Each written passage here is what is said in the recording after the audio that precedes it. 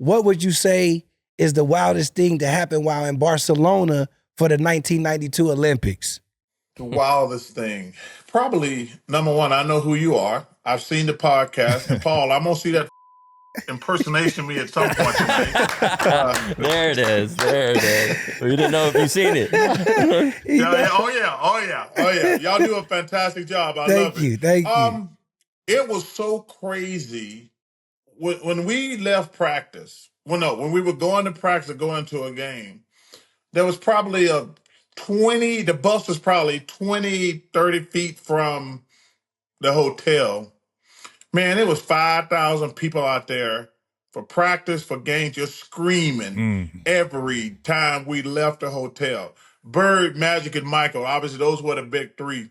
Those people were there anytime we left for practice.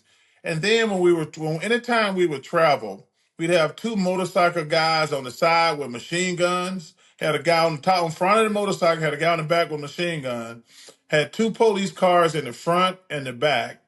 And then we had a helicopter above the bus. And then that was every day we went anywhere.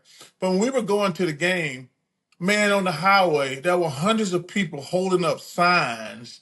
It was whoa. Yeah. And it kind of, be honest with you, it kind of caught us off guard because none of us a couple guys. I think Michael had went, but none of us had any idea how amazing the Olympics were. Mm-hmm. And I've said this before, there's nothing like the Olympics. You can talk about the Super Bowl, you can talk about the World Championship. Hey, man, the Olympics are the greatest sporting event in the world. Mm-hmm. These people spend their whole life just to get to the Olympics. They ain't even got no chance of winning. Mm-hmm. But when you meet them, you're like, hey, where you from? I'm like, blah, blah, blah. I'm like, you got a chance? He's like, no, I got no chance of winning. But you know what? Me making it to the Olympics is like, it's going to be the greatest thing ever happened in my life. And we're like, are you serious right now? Because we don't understand how great we got it in America. Right. Like some of these people, you're like, nah, man, y'all don't understand. Y'all live in America, the greatest place in the world.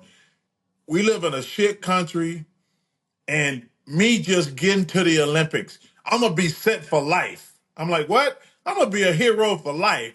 Because when they see me go to the Olympics, wear our country, they're like, they can't believe somebody from their country actually made it to the NBA.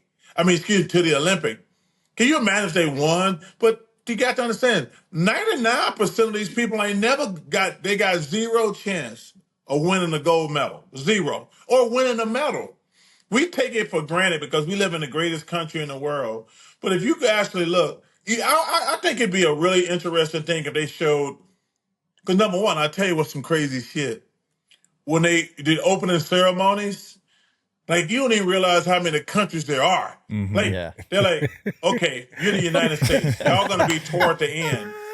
And you 4 hours in. Yeah. And you're like, damn, how many countries is that? Yep. Paul, you know that. That's right? real. Yeah, that's real.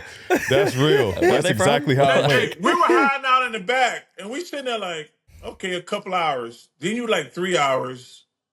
Then you 4 hours. And they're not even close to the U's. Mm-hmm. And you're like, damn.